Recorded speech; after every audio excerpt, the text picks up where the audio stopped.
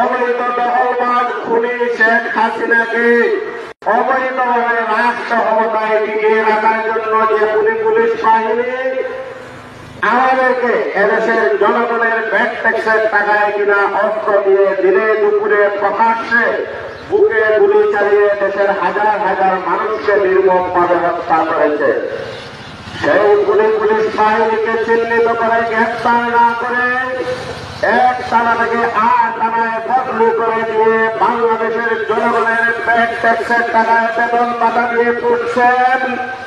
ওরা যে সুযোগ পেলে আবারও এদেশের মানুষের বুকে গুলি চালাবে না তার কোন গ্যারান্টি নেই।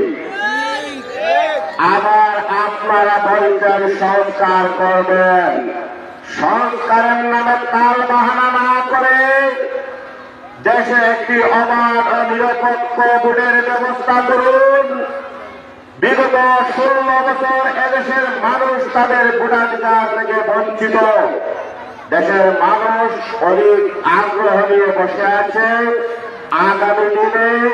তারা তাদের ভোটের মাধ্যমে তাদের রাষ্ট্র তারা পরিচালনা করবে সেটা নির্ধারণ করার জন্য আপনারা সবাইকে আপনারা নিজের ভোটের মাধ্যমে আপনাদের জনপ্রতিনিধি নির্বাচিত করতে